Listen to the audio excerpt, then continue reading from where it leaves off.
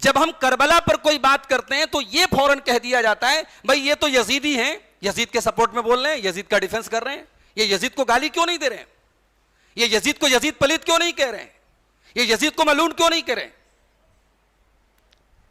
بھائی ہمارا اصول سیدھا سا ہے، ہم کربلا کے واقعے کو حضرت حسین ورسس یزید کے اینگل سے دیکھتے ہی نہیں ہیں. ہم یزید کو حضرت حسین کے مقابلے میں نہ تو کھڑا کرتے ہیں نہ کھڑا کر سکتے، ہم سوچ بھی نہیں سکتے. کربلا میں 10 محرم سن 61 ہجری کی صبح جو ہوا وہ تاریخ کا ایک انتہائی دردناک چیپٹر ہے میرے بھائی. یا ایھا الذین آمنوا ان جاءکم فاسق بنبأ فتبینوا، اے ایمان والو جب تمہارے پاس کوئی فاسق، کوئی ایسا آدمی جس کی باتوں کا اعتبار نہیں ہے، کوئی فاسق آدمی کوئی خبر لے کر کے آئے، فتبینوا تو اس خبر کی تم تحقیق کر لیا کرو. ہماری رشتہ داری نہ یزید سے ہے نہ حضرت امیر معاویہ سے ہے، ہماری رشتہ داری نہ حضرت حسین سے ہے نہ علی سے ہے. ہم نے کلمہ پڑھا ہے جناب محمد الرسول اللہ صلی اللہ علیہ وسلم کا، اور میرے نبی نے جو شریعت ہمیں دی ہے میرے بھائیوں، جو دین ہمیں دیا ہے، وہ دین ہمیں یہ تعلیم دیتا ہے انصاف کا دامن کبھی ہاتھ سے نہ چھوٹنے پائے. یا ایھا الذین آمنوا کونوا قوامین بالقسط شہداء للہ ولو علی انفسکم او الوالدین والاقربین. اے ایمان والو انصاف کا دامن ہاتھ سے نہ چھوٹنے پائے. تمہارے اپنے خلاف پڑے، تمہارے باپ دادا کے خلاف پڑے، تمہارے قریبی رشتہ داروں کے خلاف پڑے، سچائی کا دامن مت چھوڑو. کونوا قوامین للہ شہداء بالقسط ولا یجرمنکم شنآن قوم علی الا تعدلوا اعدلوا هو اقرب للتقوی. میرے بندو انصاف کا دامن تھامے رکھو. کسی سے تمہاری دشمنی بھی ہے تو دشمنی بھی تمہیں اس پر آمادہ نہ کرے کہ تم انصاف کا دامن حاصل.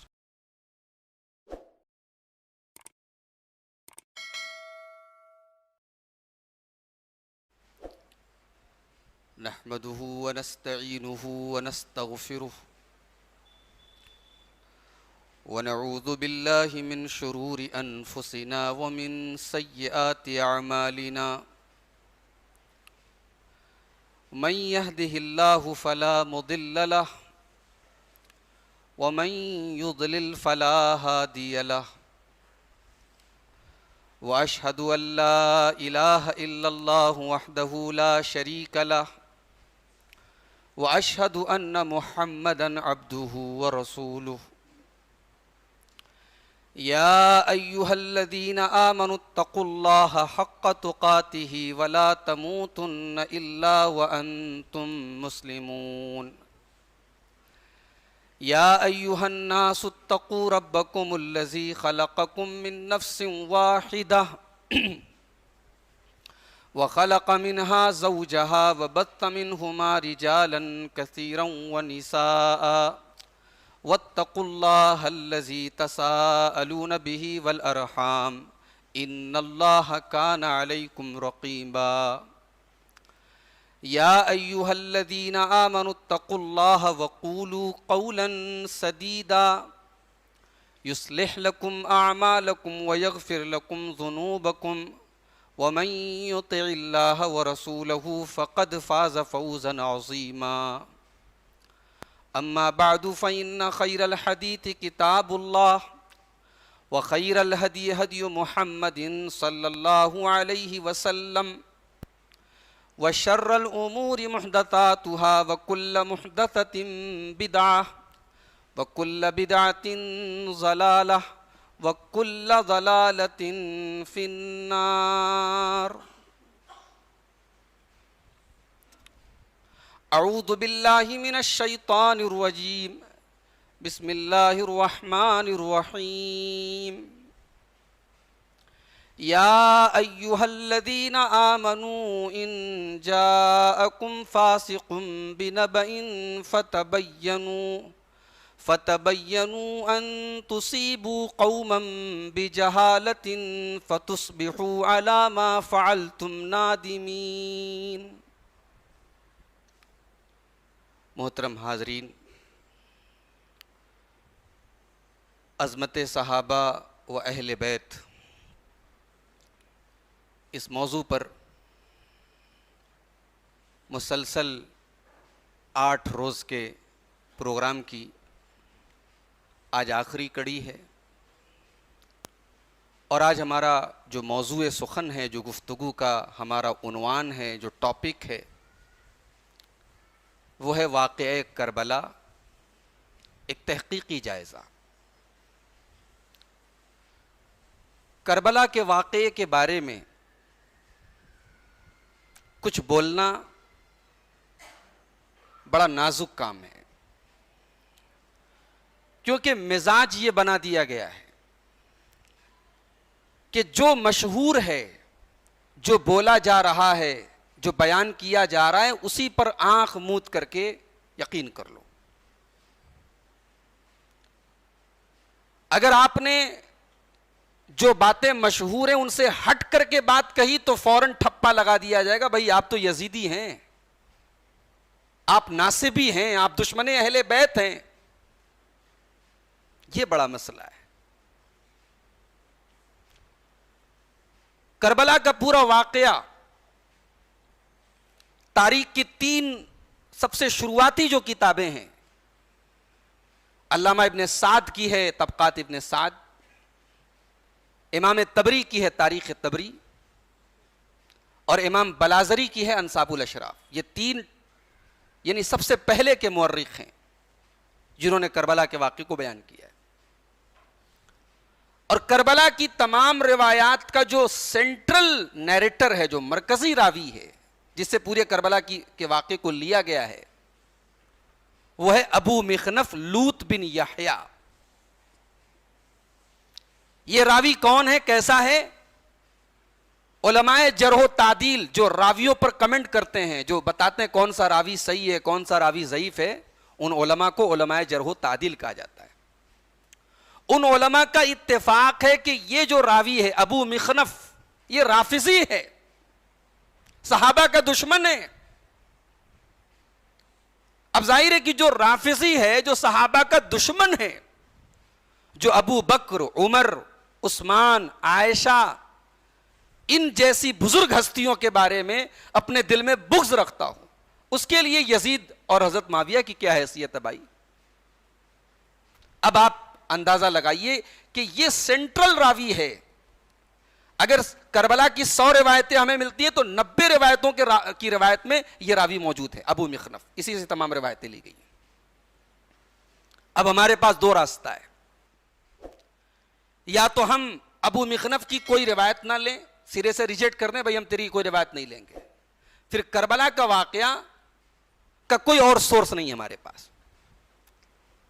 اور اگر ہم یہ چاہتے ہیں کہ کربلا کے اس پورے واقعے کو ایک قصے کی طرح، ایک واقعے کی طرح، ایک اسٹوری کی طرح ہمیں پورا واقعہ ملے، اور ہمیں روایت اسی ابو مخنف کی لینی پڑے گی، تو ہمیں بہت پھوک پھوک کے قدم اٹھانا پڑے گا۔ ہمیں یہ دیکھنا پڑے گا، علم تاریخ کا ایک اصول ہے کہ اگر کوئی راوی کسی سے تعصب رکھتا ہے تو اس انسان کے بارے میں اس کی روایت کو بہت احتیاط کے ساتھ دیا جائے گا۔ بھائی کوئی راوی ہے وہ حضرت علی سے بغض رکھتا ہے تو حضرت علی کے بارے میں اس کی روایت بہت احتیاط سے لی جائے گی۔ کوئی راوی ہے وہ رافضی سوچ کا ہے، وہ صحابہ سے بغض رکھتا ہے تو صحابہ کے بارے میں، خاص طور سے ان صحابہ کے بارے میں جو رافضیوں کی نظر میں بہت زیادہ ٹارگٹ میں رہتے ہیں، حضرت امیر معاویہ ہیں، حضرت مغیرہ ابن شعبہ ہیں، حضرت عمرو بن عاص ہیں، ان کے بارے میں ایسے راویوں کی روایتیں بہت ٹٹول کے سنبھال کے لی جائے گی۔ تو آج میں جو ریسرچ آپ کے سامنے جو پیش کروں گا کربلا کے بارے میں، وہ ہے تو تاریخ کی انہی کتابوں سے، امام تبری کی تاریخ تبری، امام ابن سعد کی طبقات ابن سعد، اور امام بلازری کی انساب الاشراف۔ یہ 3 ٹاپ کی کتابیں ہیں تاریخ کی۔ میرا مطالعہ، میری اسٹڈی، میری ریسرچ انہی کتابوں کی روشنی میں ہوگی، لیکن ہم روایتوں کو تھوڑا سا جانچ پڑتال کے لیں گے۔ اگر کوئی روایت ایسی مل رہی ہے جس سے کسی صحابی کے کیریکٹر پر غلط اثر پڑ رہا ہے، ہم اس روایت کو قبول نہیں کریں گے۔ اس جیسے راویوں کی روایت کی بنیاد پر ہم صحابہ کے بارے میں اپنا ایمان اور عقیدہ خراب نہیں کریں گے۔ اس سے پہلے کہ میں کربلا کے واقعے پر کچھ روشنی ڈالوں، ایک بنیادی بات آپ کو اور بتا دینا چاہتا ہوں. جب ہم کربلا پر کوئی بات کرتے ہیں تو یہ فوراً کہہ دیا جاتا ہے بھائی یہ تو یزیدی ہیں، یزید کے سپورٹ میں بول رہے ہیں، یزید کا ڈیفنس کر رہے ہیں، یہ یزید کو گالی کیوں نہیں دے رہے ہیں، یہ یزید کو یزید پلید کیوں نہیں کہہ رہے ہیں، یہ یزید کو ملعون کیوں نہیں کہہ رہے ہیں. بھائی ہمارا اصول سیدھا سا ہے، ہم کربلا کے واقعے کو حضرت حسین ورسس یزید کے اینگل سے دیکھتے ہی نہیں ہیں. ہم یزید کو حضرت حسین کے مقابلے میں نہ تو کھڑا کرتے ہیں نہ کھڑا کر سکتے، ہم سوچ بھی نہیں سکتے. ہمارا ایمان و عقیدہ یہ ہے، ہزاروں لاکھوں یزید مل کر کے ایک حضرت حسین کے برابر نہیں ہو سکتے. حسین وہ ہیں جو نبی کے چہیتے ہیں، نبی کے نواسے ہیں. حسین وہ ہے جن کے بارے میں نبی نے فرمایا حسین منی، حسین مجھ سے ہیں. حسین وہ ہیں جن کے بارے میں نبی نے فرمایا سیدہ شباب اہل الجنہ، جنتی نوجوانوں کا سردار ہے میرے حسن اور حسین. حسین وہ ہیں جن کے بارے میں نبی نے فرمایا من احب حسینا فقد احبنی، جس نے حسین سے محبت کی اس نے مجھ سے محبت کی. تو یہ بات یاد رکھیے کہ ہم کربلا کے واقعے کو جب بیان کرتے ہیں تو نعوذ باللہ ہم حضرت حسین اور یزید کا مقابلہ نہیں کرتے، ہم ان دونوں کو مقابلے کے لائق سمجھتے ہی نہیں ہے. بھائی میں کل کی تقریر میں بھی میں نے ایک بات کہی تھی، شاید آپ کو یاد ہو. ہمارا عقیدہ یہ ہے ایک صحابی کے مقابلے میں ایک غیر صحابی کو کھڑا نہیں کیا جا سکتا. غیر صحابی تقوی اور طہارت کے جتنے اونچے معیار پر پہنچ جائے وہ ایک صحابی کے پاؤں کی دھول کے برابر نہیں ہو سکتا. بھئی حضرت معاویہ رضی اللہ تعالیٰ عنہ ہیں، صحابی ہیں، ان کے مقابلے میں عمر بن عبدالعزیز صحابی نہیں ہیں. لیکن حضرت معاویہ رضی اللہ تعالیٰ عنہ کی شخصیت پر بڑے اعتراضات تاریخ نے کیے ہیں، اور عمر بن عبدالعزیز کی شخصیت ایسی ہے کہ ان کے مخالفوں نے بھی ان کی بڑی تعریف کی. بڑے نیک آدمی تھے، بڑے انصاف پرور تھے، بڑے اچھے تھے. اب حضرت عبداللہ ابن مبارک سے پوچھا گیا کہ بتائیے معاویہ بہتر ہے کہ عمر بن عبدالعزیز بہتر ہیں؟ ایک طرف صحابی ایک طرف غیر صحابی. یہ دیکھو، یہ مسلک دیکھو، یہ سلف کا مسلک کیا تھا اس بارے میں. بھئی عبداللہ ابن مبارک یہ 2 صدی ہجری کے عالم ہیں، امام ابو حنیفہ رحمۃ اللہ علیہ کے ساتھیوں میں سے ہیں، ان کے دور، ان کے معاصرین میں سے، ان کے دور کے لوگوں میں سے عبداللہ ابن مبارک بہت بڑا نام ہے، بہت بڑے محدث ہیں. سوال کیا گیا کہ عمر بن عبدالعزیز بہتر ہے یا حضرت معاویہ بہتر ہے؟ اب حضرت عبداللہ ابن مبارک جواب کیا دیتے ہیں کہ حضرت معاویہ نے رسول اکرم کے ساتھ جس گھوڑے پر بیٹھ کے جہاد کیا تھا اس گھوڑے کی ناک میں بیٹھی مٹی اور غبار اور دھول بھی عمر بن عبدالعزیز سے 1000 گنا زیادہ افضل ہے. یہ عقیدہ تھا ہمارے سلف کا.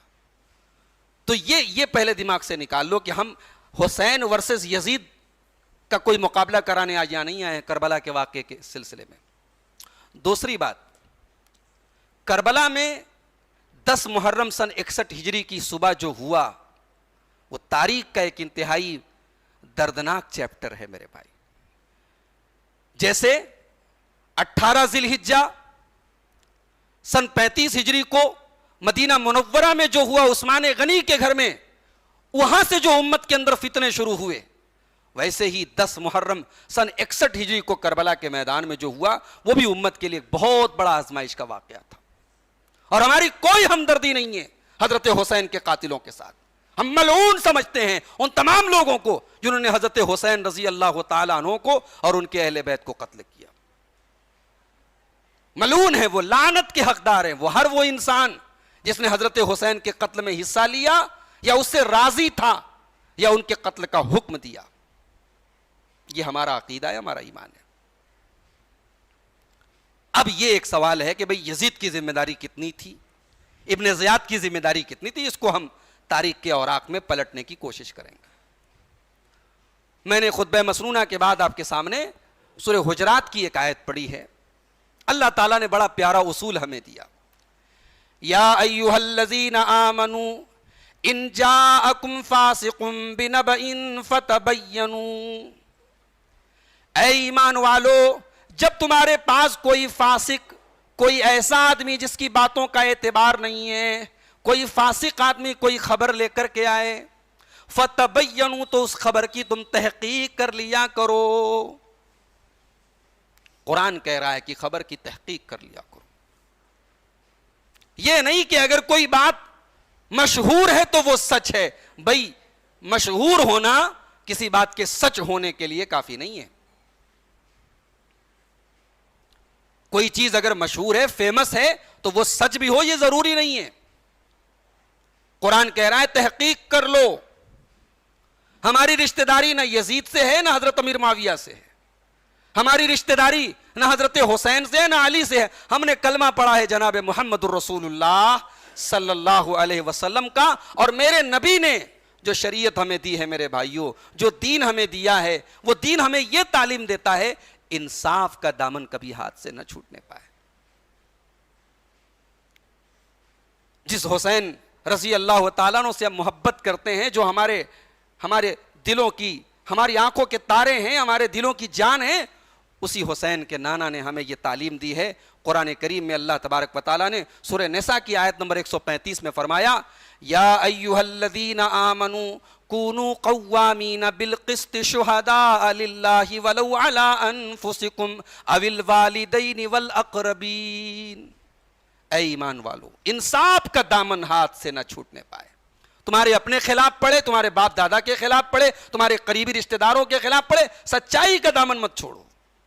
سچائی ہمارے خلاف ہے تبھی ہمیں تسلیم ہو، ایکسپٹ کریں ہاں یہ سچائی ہے. سورہ مائدہ کی آیت نمبر 8 میں اللہ تعالیٰ نے فرمایا، کونوا قوامین للہ شہداء بالقسط ولا یجرمنکم شنآن قوم علی الا تعدلوا اعدلوا هو اقرب للتقوی. میرے بندو انصاف کا دامن تھامے رکھو. کسی سے تمہاری دشمنی بھی ہے تو دشمنی بھی تمہیں اس پر آمادہ نہ کرے کہ تم انصاف کا دامن حاصل. بھائی کوئی ہمارا دشمن ہے، دشمن کے بارے میں بھی ہم کوئی ایسی بات نہ بولیں جو غلط ہو، جو نہ انصافی والی بات. یہ قرآن نے ہمیں اصول دیا ہے میرے بھائی. ہم سنتے چلے آئے یزید شراب پیتا ہے، یزید نعوذ باللہ فاسق ہے، فاجر ہے، بہت برا آدمی ہے. ہم ایمان لے آئے، ہم مان لے کہ ہاں بھائی یزید پلید ہے. یہ تو ہماری شریعت کی تعلیم نہیں ہے. بھائی تحقیق کرو، ثابت ہو جائے تو ٹھیک ہے، برے کو برا کہو. ثابت نہیں ہے تو بھائی یزید کا تعلق تو 1400 سال پہلے سے ہے نا. یزید تو حضرت معاویہ کے بیٹے ہیں نا. آج کے دور میں ایک عام مسلمان کی بات کر رہا ہوں، آج کے دور میں ایک عام مسلمان اگر دنیا سے چلا گیا تو ہماری شریعت کیا کہتی ہے؟ اگر کوئی مسلمان دنیا سے چلا گیا، اس کو اس کی غلطیاں مت بیان کرو، اس کے عیب مت بیان کرو. اللہ کے پیارے نبی صلی اللہ علیہ وسلم فرماتے ہیں، صحیح بخاری کی حدیث ہے، لا تسبوا الاموات، مردوں کو برا مت کہو. جو دنیا سے چلے گئے ان کو برا مت کہو. فإنہم قد افضوا الی ما قدموا، ان کو جو کرنا تھا وہ کر کے چلے گئے. یہ عام مردوں کی بات ہے بھائی.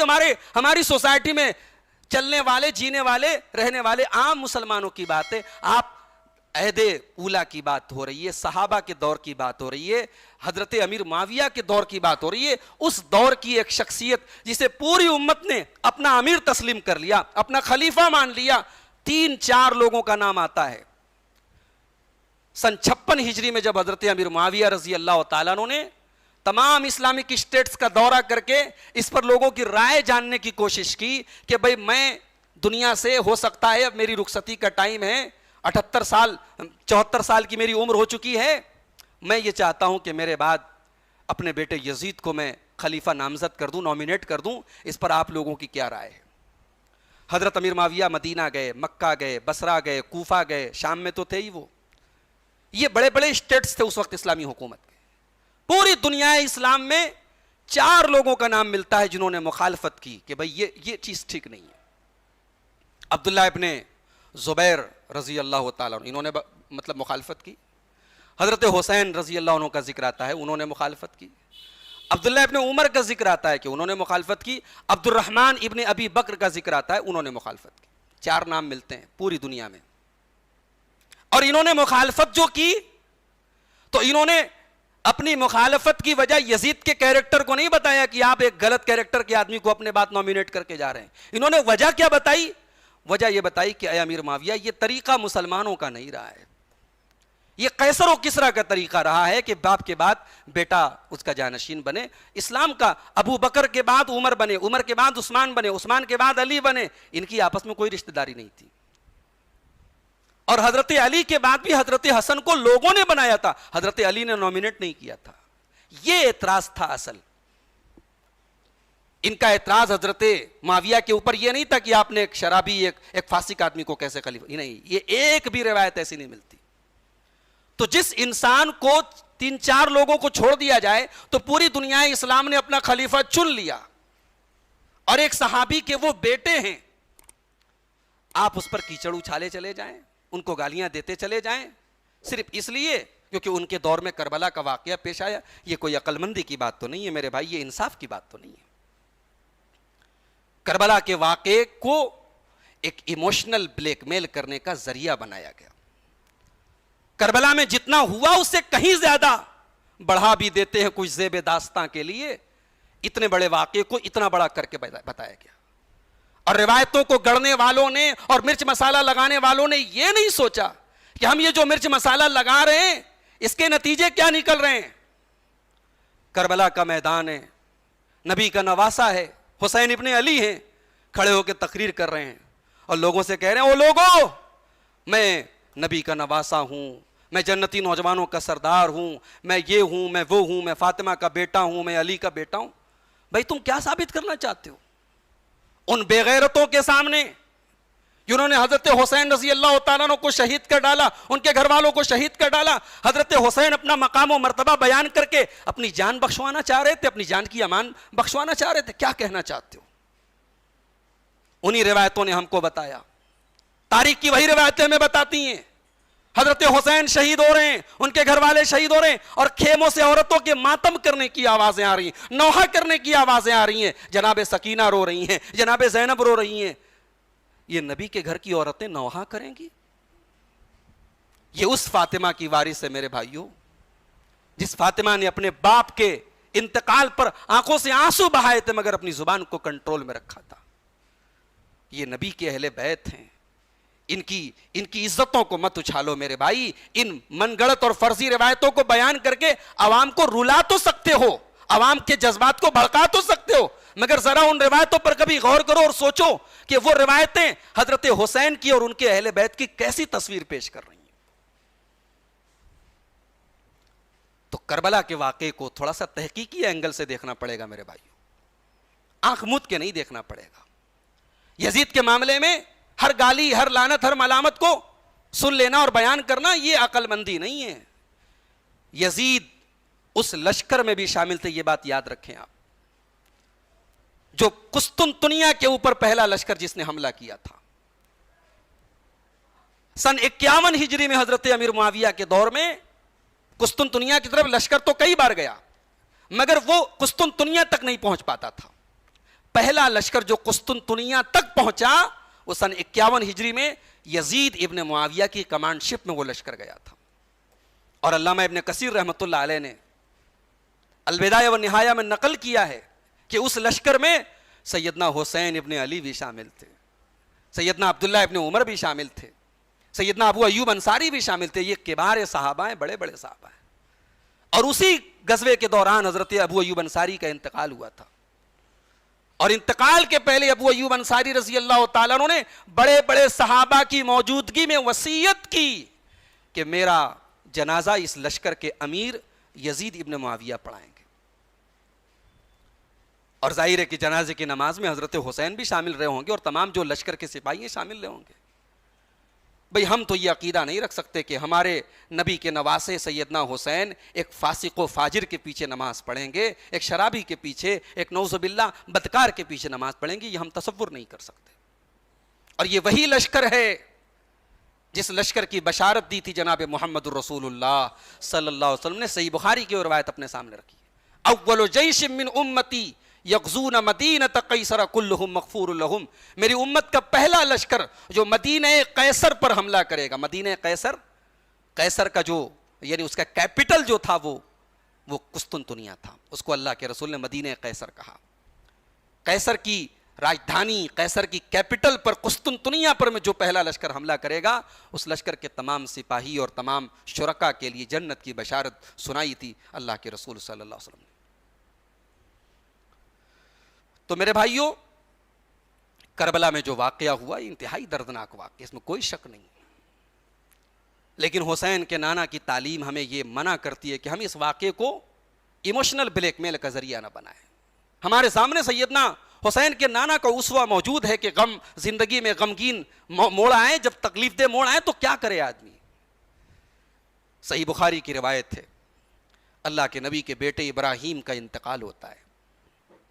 اللہ کے نبی اپنے بیٹے کو اپنی گود میں لیے ہوئے ہیں، بیٹا آخری سانسیں لے رہا ہے. ظاہر ہے اللہ کے نبی کو اولاد نرینہ نہیں ہے، 4 بیٹیاں ہیں، یہ ایک بیٹا ہوا ہے حضرت ماریا کے پیٹ سے، اور وہ بیٹا بھی ابھی دودھ پینے کی عمر میں ہے، 2-2.5 سال کا ہے، اور وہ جو ہے دنیا سے جا رہا ہے. اللہ کے رسول رو رہے ہیں، بخاری کے الفاظ ہیں، رو رہے ہیں اللہ کے رسول، اور آپ کی زبان پر جو الفاظ ہیں میرے بھائیوں، وہ حسین کے نام پہ یہ ماتم کی دکانیں اور یہ نوحہ کی دکانیں اور یہ رونے رلانے کی جو دکانیں ہیں ان دکانوں کو بند کر دیتا ہے حسین کے نانا کا یہ جملہ. بیٹے کی لاش ہاتھ میں ہے اور محمد الرسول اللہ فرما رہے ہیں ان العین تدمع والقلب يحزن ولا نقول الا ما يرضى ربنا. اے ابراہیم تیرے باپ کا دل غمگین ہے، تیرے باپ کی آنکھوں سے آنسو بہ رہے ہیں، تیرا باپ تیرے جانے سے دکھی ہے، لیکن اے ابراہیم تیرا باپ آج اپنی زبان سے کوئی ایسا جملہ نہیں نکالے گا جس سے اللہ ناراض ہو جائے. یہ حسین کے نانا کی تعلیم ہے میرے بھائی. اور اگر شہادتوں کو غم منانے کا دن مقرر کیا جائے تو پھر میں سمجھتا ہوں کہ 18 ذی الحجہ بھی کوئی کم تکلیف کا دن تو نہیں ہے، حضرت عثمان غنی کی شہادت کا دن ہے. پھر میں سمجھتا ہوں کہ محرم کی 1 تاریخ بھی کوئی کم افسوس کی تاریخ تو نہیں ہے. دنیا نے فاروق اعظم کو کھویا تھا. اگر غم کی بات ہے تو حضرت حسن رضی اللہ تعالیٰ عنہ تو حسین کے بڑے بھائی ہیں، ان کی وفات بھی غم کا دن ہونے چاہیے.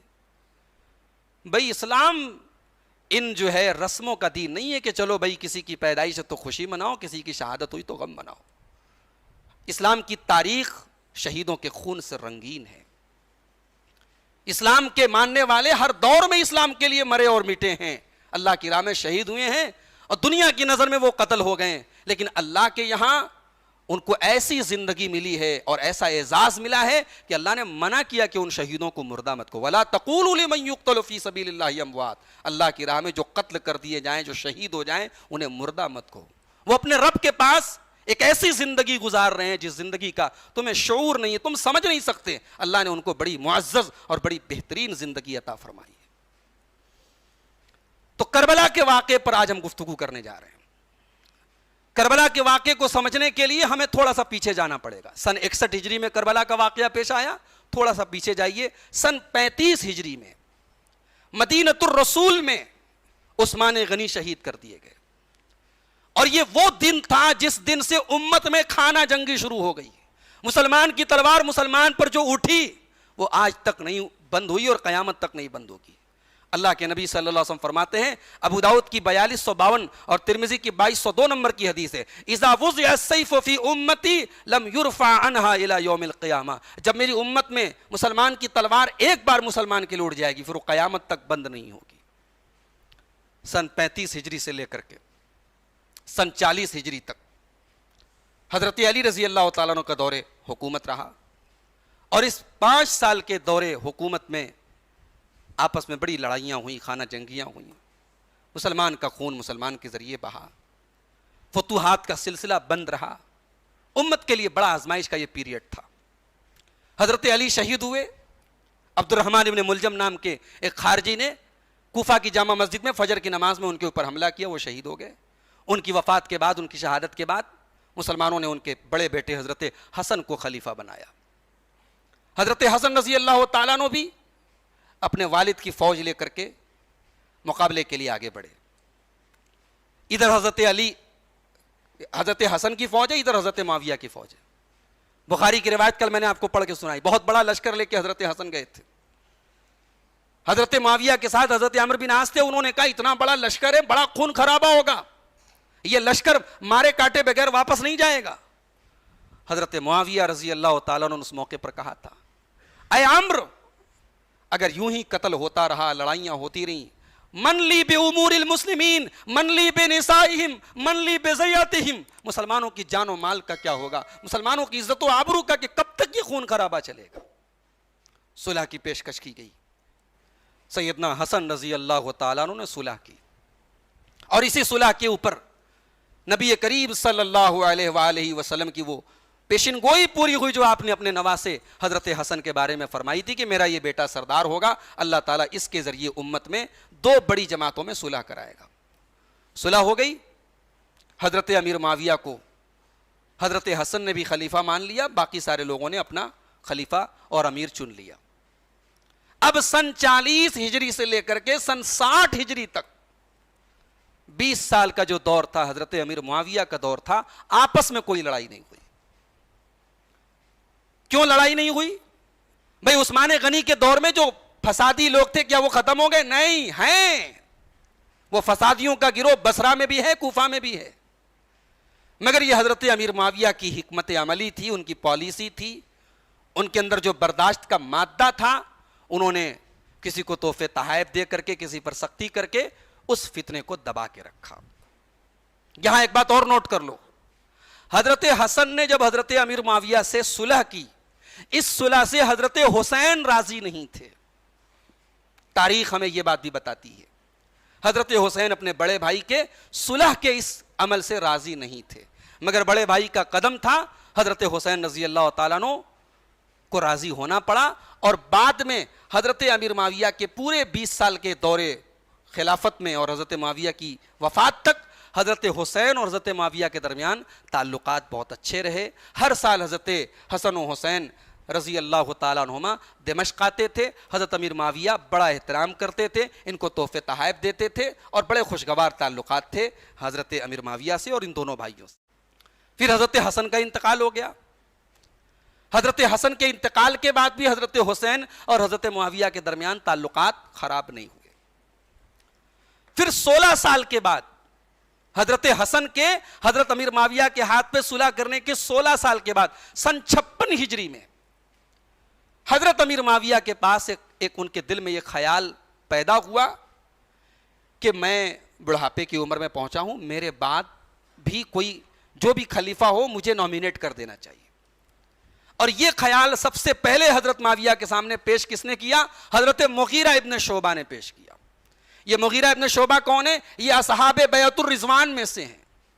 یہ ان صحابہ میں سے ہیں جنہوں نے اللہ کے نبی صلی اللہ علیہ وسلم کے ساتھ ایک پیڑ کے نیچے بیعت کی تھی, اور اس بیعت کا ذکر اللہ تعالیٰ نے قرآن میں کیا ہے.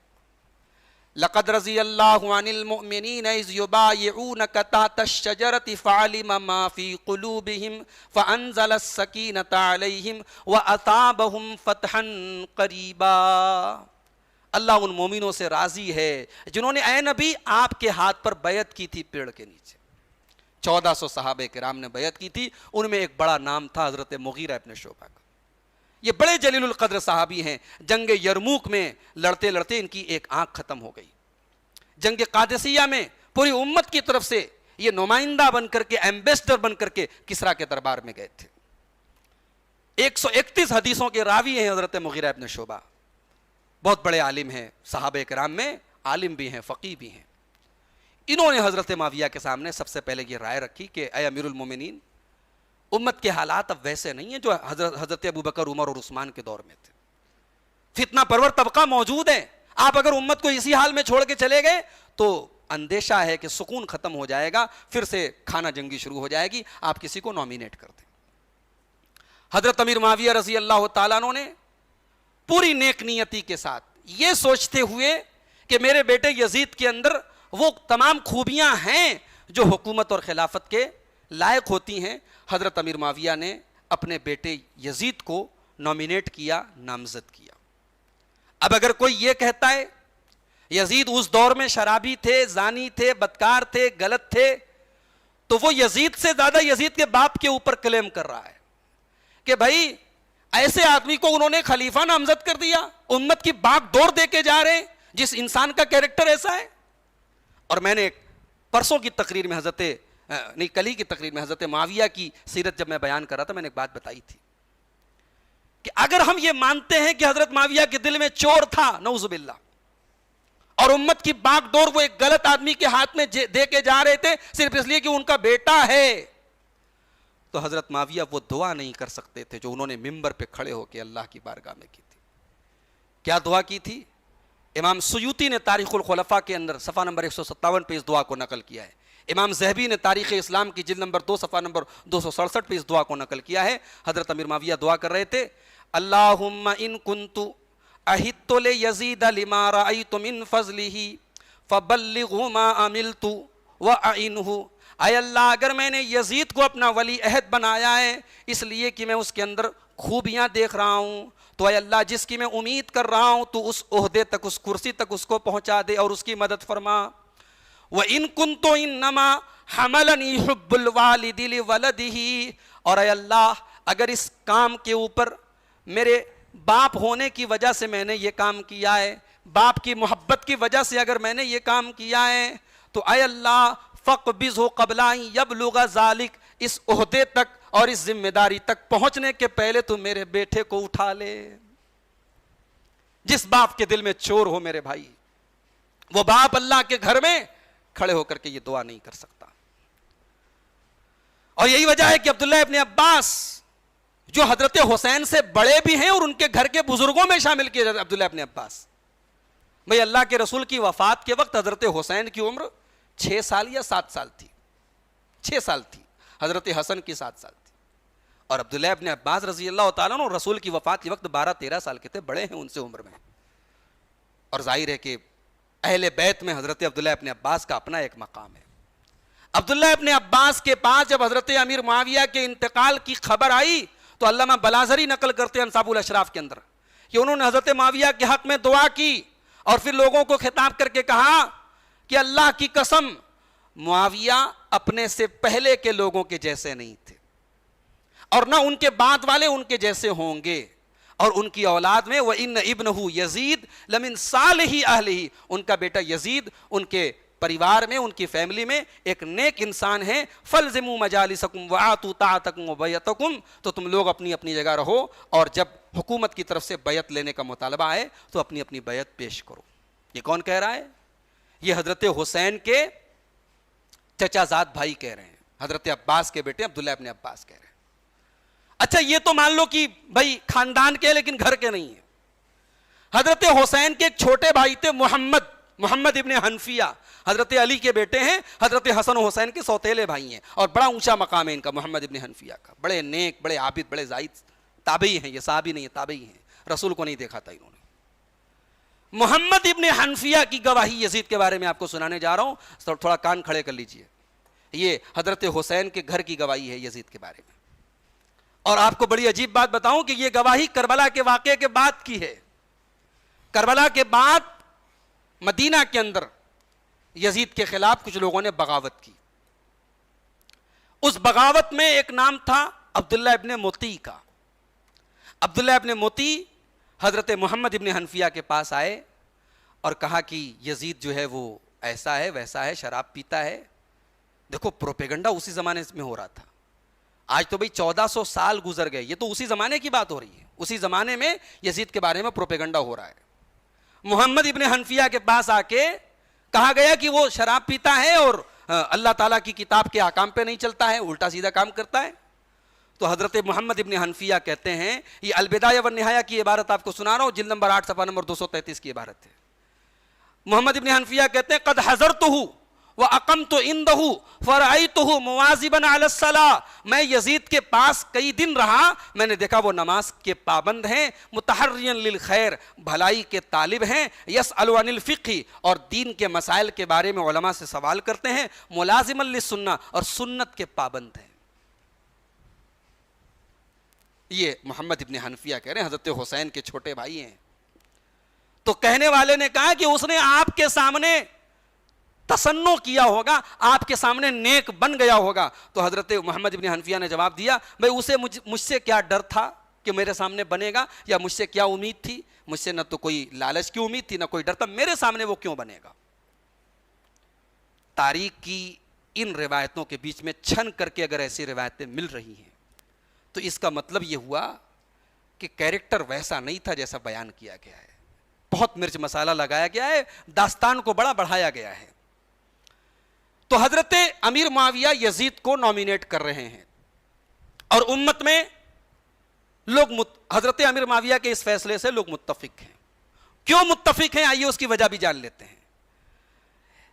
امام ذہبی نقل کرتے ہیں کہ حضرت بشیر رضی اللہ تعالیٰ عنہ کے پاس حمید بن عبد الرحمن آئے اور کہا کہ بھئی یزید کو حضرت معاویہ اپنے بعد خلیفہ نامینیٹ کر رہے ہیں، آپ کیا کہتے ہیں؟ حضرت بشیر صحابی ہیں، جواب دیتے ہیں یقولون انما یزید لیس بخیر امت محمد صلی اللہ علیہ وسلم، کہتے ہیں کہ لوگوں کا کہنا ہے کہ یزید امت میں سب سے اچھے انسان نہیں ہے، وانا اقول ذلک، میں بھی یہ کہتا ہوں کہ یزید سب سے اچھے انسان نہیں ہے، ولیکن لأن یجمع اللہ امت محمد احب الی من ان تفترقا، لیکن امت محمدیہ متحد ہو جائے اور فرقوں میں نہ بٹے یہ زیادہ پیارا ہے مجھے، یہ زیادہ محبوب ہے، اس لیے میں یزید کو اگر حضرت معاویہ خلیفہ نامینیٹ کر رہے ہیں مجھے اس فیصلے پر کوئی اعتراض نہیں ہے۔ عبداللہ ابن عمر بہت بڑا نام ہے، حضرت عمر کے بیٹے ہیں، صحابہ کرام میں سے، انہوں نے جب حضرت معاویہ سے اعتراض کیا کہ آپ اپنے بیٹے یزید کو کیوں خلیفہ بنا کے جا رہے ہیں، تو حضرت معاویہ نے کیا جواب دیا تھا؟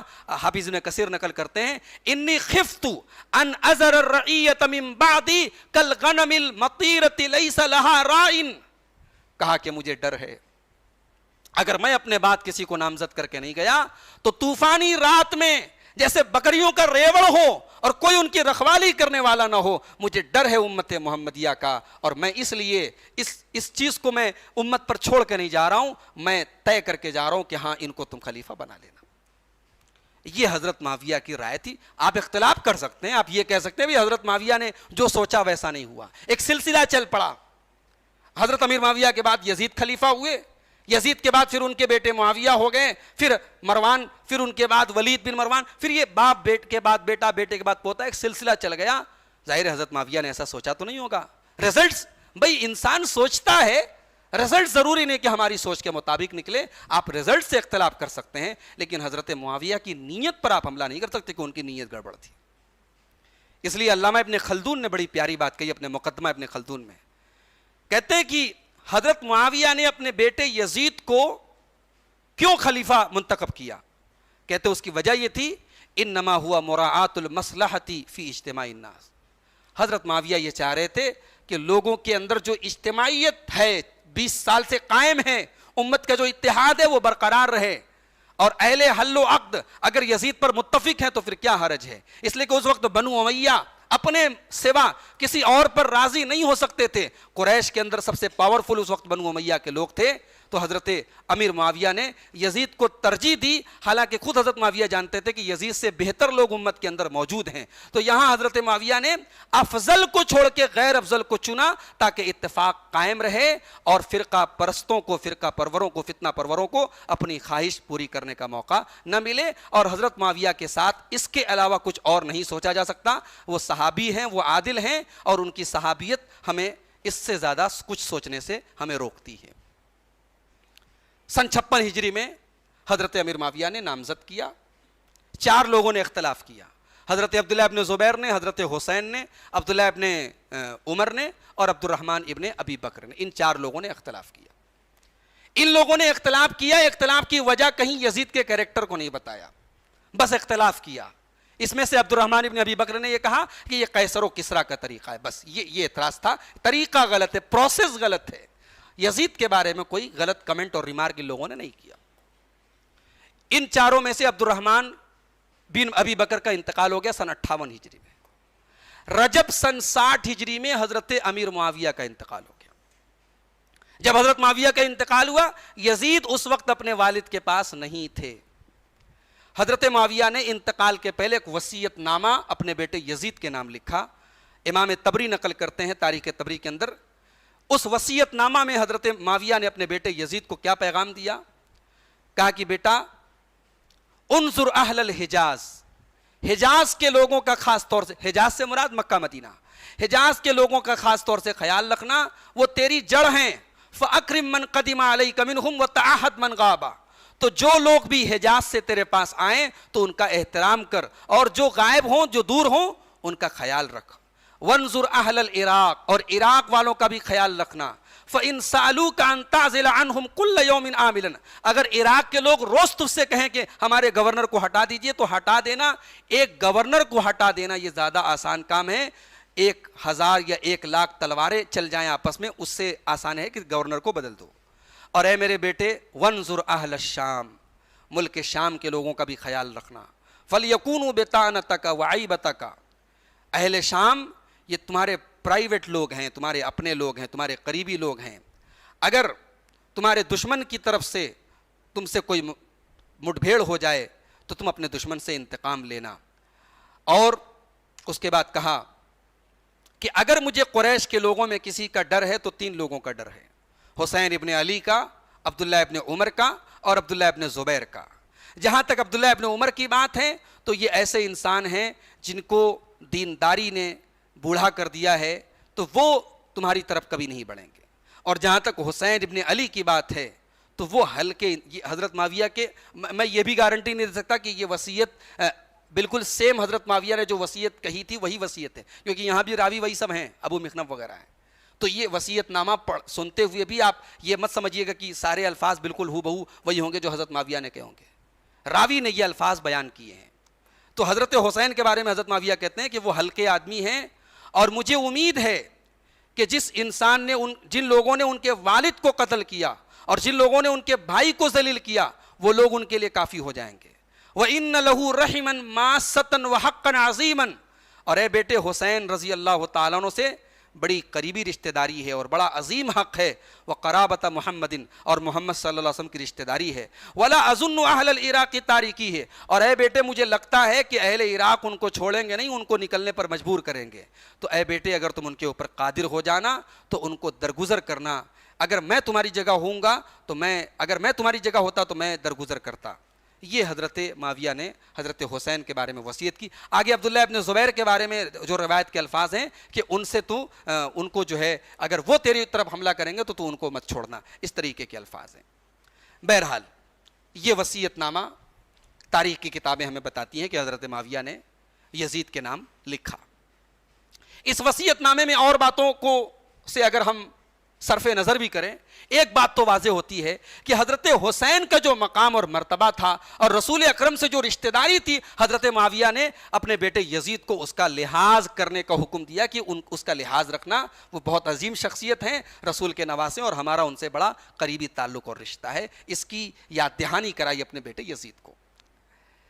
حضرت معاویہ کے انتقال کے بعد یزید نے تمام اسلامک اسٹیٹس کے گورنروں کو آرڈر دیا کہ اپنے اپنے علاقے میں آپ جو بڑے بڑے لوگ ہیں، جو سربراہ لوگ ہیں، ان سے بیعت لیں۔ مدینہ کے گورنر تھے اس وقت ولید بن عتبہ بن ابی سفیان۔ یزید نے ان کو خط لکھا کہ عبداللہ ابن عمر، عبداللہ ابن زبیر اور حضرت حسین رضی اللہ عنہ سے بیعت لو۔ ولید نے عبداللہ ابن زبیر اور حضرت حسین کو بلوایا، عبداللہ ابن زبیر نہیں آئے، حضرت حسین آئے۔ جب ان کو حضرت معاویہ کے انتقال کی خبر ملی، روایت کے الفاظ ہیں، تاریخ طبری کے الفاظ ہیں، حضرت حسین نے حضرت معاویہ کے لیے دعا کی، اللہ ان پر رحم فرمائے۔ اس کے بعد کہا، ولید سے کہا جو گورنر ہے مدینہ کا، کہا کہ دیکھو میرے جیسا انسان چھپ کر کے بیعت نہیں کرے گا، میرے جیسا انسان چھپ کر کے بیعت نہیں کرے گا، اور تم چھپ کر کے مجھ سے بیعت لوگے بھی نہیں۔ تو جب سب سے پبلکلی جب سب سے تم بیعت لے لگنا تو تم مجھے بلا لینا، میں سب کے ساتھ بیعت کر لوں گا۔ یہ حضرت حسین نے اس وقت جو مدینہ کے گورنر تھے ولید ابن عتبہ، ان سے کہا، اور روایت کے الفاظ ہے کہ ولید نے بڑی نرمی سے کام لیا، کہا کہ ٹھیک ہے کوئی بات نہیں، آپ جائیں، اگلے دن انشاءاللہ جب سب لوگ بیعت لیں گے آپ آئیے گا، بیعت کر دیجیے گا۔ حضرت حسین گھر گئے اور اسی رات مدینہ سے مکہ روانہ ہو گئے۔ دیکھیے ایک بات تو کلیئر ہے کہ حضرت حسین رضی اللہ تعالیٰ عنہ یزید کی بیعت نہیں کرنا چاہ رہے، کرنا ہوتا تو مکہ نہ جاتے، مدینہ چھوڑ کے مکہ نہ جاتے، راتوں رات مکہ چلے گئے، مکہ کے سفر پہ نکل گئے۔ اس سے ایک بات کلیئر ہو گئی کہ حضرت حسین رضی اللہ تعالیٰ عنہ یزید کی بیعت نہیں کرنا چاہ رہے ہیں، لیکن کیوں نہیں کرنا چاہ رہے؟ انہوں نے یہاں اپنا اندیا، اپنے دل کی بات انہوں نے ظاہر نہیں کی، اور یہی نہیں، آخر تک انہوں نے ظاہر نہیں کی کہ وہ یزید کی بیعت کیوں نہیں کرنا چاہ رہے، یا وہ مدینہ سے مکہ کیوں گئے۔ جب مکہ پہنچے، اب یہ سوچ لیجئے، رجب میں حضرت معاویہ کا انتقال ہوا ہے 27 رجب کو، یعنی شعبان میں حضرت حسین رضی اللہ تعالیٰ عنہ مدینہ سے مکہ گئے۔ اب شعبان کا پورا مہینہ گزرا، رمضان آیا، شوال آیا، ذی القعدہ میں حضرت حسین نکلے ہیں کوفہ کے لیے۔ یہ 3-3.5 مہینے کا پیریڈ حضرت حسین نے مکہ میں گزارا۔ اس دوران تاریخ کی کوئی روایت ہمیں نہیں ملتی کہ یزید کی طرف سے حضرت حسین کے اوپر کوئی سختی کی گئی ہو۔ بھائی ظاہر حکومت تو یزید کی ہر طرف ہے، مکہ میں بھی انہی کی حکومت ہے۔ مکہ کے گورنر کو انہوں نے کوئی خط لکھا ہو، حضرت حسین پہنچ گئے مدینہ سے مکہ، میری بیعت نہیں کی، تم ان کے اوپر سختی کرو، ایسی کوئی روایت نہیں ملتی۔ بلکہ الٹے روایتیں ہمیں یہ بتاتی ہیں کہ حضرت حسین کے گھر کے ایک بڑے بزرگ ہیں عبداللہ ابن عباس، ان کو خط لکھا یزید نے کہ بھئی دیکھو حضرت حسین مکہ چلے گئے ہیں، ان کے ارادے سمجھ میں نہیں آ رہے ہیں، آپ ان کو سمجھائیں وہ کیا چاہتے ہیں۔ اس طریقے کی یعنی نصیحت والی بات، سمجھانے والی بات یزید کی طرف سے عبداللہ ابن عباس کو لکھی گئی۔ عبداللہ ابن عباس نے جواب میں کہا کہ بھئی وہ میرے گھر کے فرد ہیں، اہل بیت میں سے ہیں، میں ان کو سمجھاؤں گا، ان سے بات کروں گا، آپ فکر نہ کریں۔ اس طریقے کی خط و کتابت یزید کے درمیان اور عبداللہ ابن عباس کے درمیان ملتی ہے۔ 3.5 مہینے کا پیریڈ حضرت حسین نے مکے میں گزارا۔ اس دوران روزانہ کوفہ سے خط آ رہا ہے، ہر 1 دن کے 2 دن کے ناگے پہ خط آ رہا ہے، 10 خط ایک ساتھ آ رہا ہے۔ اور خطوں میں کیا لکھا ہے کہ اے حسین ابن علی، ہم آپ کو اپنا امام مانتے ہیں، ہم آپ کو اپنا امام مانتے ہیں، اپنا بڑا مانتے ہیں، اور یہاں جو کوفہ کا گورنر ہے یزید کی طرف سے، ارے ہم تو اس کے پیچھے جمعہ نہیں پڑھتے، اس کے پیچھے عید کی نماز نہیں پڑھتے، آپ آئیے، اس کا بوریا بستر ہم باندھ کے بھیج دیں گے۔ اس طریقے کے الفاظ ہیں، اور ان الفاظ اور اس مضمون کا سینکڑوں خط حضرت حسین کے پاس آ رہا ہے۔ ظاہر ہے کہ یزید کو سب رپورٹ مل رہی ہے۔ یزید کے کچھ خیر خواہوں نے ان کو رائے دی کہ کوفہ کا گورنر آپ چینج کر دیجئے۔ کوفہ کے جو گورنر تھے اس وقت حضرت نعمان ابن بشیر صحابی رسول تھے اور بڑے نرم مزاج تھے۔ کوفہ کی سرزمین نرمی کے لائق نہیں تھی۔ یزید نے گورنر چینج کر دیا۔ کس کو گورنر بنایا؟ عبید اللہ ابن زیاد کو۔ یہ عبید اللہ ابن زیاد کون ہے؟ ان کے والد زیاد جو تھے وہ بصرہ کے گورنر تھے اور بڑے سخت تھے۔ کبھی کبھی ایسا ہوتا ہے کوئی علاقہ ایسا ہوتا ہے وہاں کے ایڈمنسٹریٹر کے لیے سخت ہونا بڑا ضروری ہوتا ہے۔ بصرہ کی سرزمین بھی ویسی تھی، کوفہ کی بھی ویسی تھی، تو زیاد بہت سخت تھے، اور زیاد کے یہ لڑکے تھے عبید اللہ ابن زیاد، یہ بھی بہت سخت تھا۔ یزید نے ان کو بصرہ کے گورنر تھے، ساتھ میں کہا کہ آپ کوفہ کے گورنر، جائیے کوفہ کا چارج سنبھالیے۔ ابن زیاد کوفہ پہنچے اور وہاں کا چارج سنبھالا۔ اب اس کے بعد ادھر حضرت حسین رضی اللہ تعالیٰ عنہ اپنے چچا زاد بھائی مسلم ابن عقیل کو بھیجتے ہیں کہ جاؤ ذرا دیکھو کوفہ کے لوگ مجھے خطوط لکھ رہے ہیں، کیا حالات ہے وہاں، کیا واقعی میں لوگ مجھے بہت چاہتے ہیں، مجھے بلا رہے ہیں، یا بس ایسے ہی خط لکھ دیا ہے، جاؤ حالات کا جائزہ لو۔ حضرت مسلم بن عقیل جب کوفہ پہنچتے ہیں 12,000 لوگ ان کے ہاتھ پہ بیعت کرتے ہیں اور کہتے ہیں ہم آپ کے لیے جان دے دیں گے۔ حضرت مسلم بن عقیل خوشی میں خط لکھتے ہیں حضرت حسین کو کہ یہاں آپ کے بڑے وفادار اور جانثار ہیں، آپ فوراً میرا خط پاتے ہی آپ روانہ ہو جائیے۔ چنانچہ حضرت حسین رضی اللہ تعالیٰ عنہ مسلم ابن عقیل کا خط پانے کے بعد 8 ذی الحجہ کو مکہ سے نکل جاتے ہیں۔ 8 ذی الحجہ کو مکہ سے نکلتے ہیں، اور ادھر ابن زیاد کوفہ کا چارج سنبھال چکا ہے، اور اس کو پتا چل چکا ہے کہ مسلم ابن عقیل کوفہ میں آئے ہیں اور ان کے ہاتھ پہ لوگ بیعت کر رہے ہیں۔ اس نے اپنے آدمیوں کو بھیجا، ہانی بن عروہ نام کے ایک آدمی کے گھر میں حضرت مسلم بن عقیل تھے، ان کو گرفتار کیا گیا۔ ان کے ساتھ 4,000 لوگ گورنر کی فوج کا مقابلہ کرنے کے لیے آگے بڑھی۔ پھر گورنر کی گھڑکی اور گورنر کا خطبہ سنا جب، تو کوفہ کے لوگ تھے نا بھائی، کوفہ کے لوگ تو بہرحال کہتے کوفی لا یوفی، کوفہ والے وفا نہیں کرتے۔ 4,000 لوگ میں سے صبح سے لے کے شام تک 400-500 بچے، پھر رات تک 4-5 آدمی بچے، اور پھر ایک ایسا وقت آیا کہ مسلم بن عقیل اکیلے بچے۔ ابن زیاد نے بغاوت کے جرم میں مسلم ابن عقیل کو اور عروہ ابن ہانی ابن عروہ دونوں کو قتل کرا دیا. لیکن حضرت مسلم بن عقیل نے اپنے قتل کے پہلے ایک پیغام اور ایک خط حضرت حسین کے نام بھیجا کہ آپ جہاں بھی ہوں آپ واپس چلے جائیں. چنانچہ امام طبری نقل کرتے ہیں کہ مسلم ابن عقیل نے جو خط بھیجا تھا اس میں الفاظ تھے: میں یہاں گرفتار کیا جا چکا ہوں، اب آپ شاید چل بھی نہ پائیں کہ میرا قتل ہو جائے، بس آپ جہاں بھی میرا پیغام پائیں لوٹ جائیں، کوفہ والوں کا بھروسہ نہ کریں، ان لوگوں نے آپ سے بھی جھوٹ بولا تھا اور مجھ سے بھی جھوٹ بولا، اور یہ تو آپ کے والد کے وہ ساتھی ہیں جن کی وجہ سے وہ موت یا قتل کی تمنا کرتے تھے. یہ حضرت مسلم بن عقیل کے خط کے الفاظ ہیں جو امام طبری نے نقل کیے. حضرت حسین 8 ذی الحجہ کو چلے ہیں، 9 ذی الحجہ کو مسلم بن عقیل قتل کر دیے گئے کوفہ کے اندر. کوفہ سے کچھ قریب ایک جگہ ہے زبالہ. جب وہاں حضرت حسین پہنچتے ہیں اور حضرت حسین کے ساتھ ان کے اہل بیت بھی ہیں، ان کے گھر کی عورتیں بھی ہیں، ان کے بھتیجے بھی ہیں، ان کے بیٹے بھی ہیں. حضرت حسین جب زبالہ میں پہنچتے ہیں تب مسلم بن عقیل کا خط ملتا ہے. حضرت حسین رضی اللہ تعالیٰ نے واپس لوٹنے کا ارادہ کرتے ہیں، لیکن مسلم بن عقیل کے بھائیوں نے ضد پکڑ دی: واللہ لا نرجع حتی نصیب بثارنا او نقتل، اللہ کی قسم ہم نہیں لوٹیں گے جب تک انتقام نہیں لے لیں گے یا قتل نہیں کر دیے جائیں گے. تو حضرت حسین نے کہا: لا خیر فی حیاتنا بعدکم، تمہارے بعد ہم زندہ رہ کے کیا کریں گے، چلو. فسارا، حضرت حسین چل پڑے. غور کیجئے گا، اگر حضرت حسین رضی اللہ تعالیٰ عنہ کے کوفہ کی طرف نکلنے کا مقصد یہ تھا کہ ایک ظالم کی حکومت ختم کرنے جا رہے تھے، اس کا مقابلہ کرنے جا رہے تھے، تو یہاں مسلم بن عقیل کے قتل کی خبر سننے کے بعد پلٹنے کا ارادہ کیوں کیا آپ نے؟ پلٹنے کا ارادہ نہیں کر سکتے تھے، پلٹنے کا ارادہ کیا. اس کا مطلب حضرت حسین کا ایسا کوئی ارادہ نہیں تھا کہ وہاں جا کے وہ یزید کے خلاف بغاوت کا علم بلند کرنے جا رہے ہیں.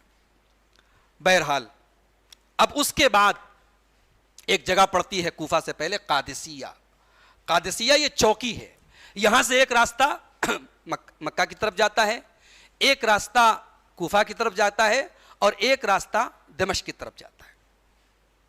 قادسیہ جب پہنچے تو عبید اللہ ابن زیاد نے عمر بن سعد کو فوج کے ساتھ روانہ کیا اور کہا کہ جاؤ حضرت حسین اور ان کے ساتھیوں کو پکڑ کے لے کے آؤ. عمر ابن سعد، تاریخ کی روایتیں بتا رہی ہیں کہ عمر بن سعد کے دل میں حضرت حسین کے لیے نرم گوشہ تھا، حضرت حسین سے لڑنا نہیں چاہتا تھا. وہ عمر بن سعد کون ہے؟ یہ صحابی رسول حضرت سعد بن ابی وقاص کے بیٹے ہیں عمر بن سعد. اب عمر بن سعد اپنے گھڑ سواروں کے ساتھ جب پہنچے قادسیہ میں تو حضرت حسین رضی اللہ تعالیٰ عنہ نے ان کے سامنے 3 آپشن رکھے.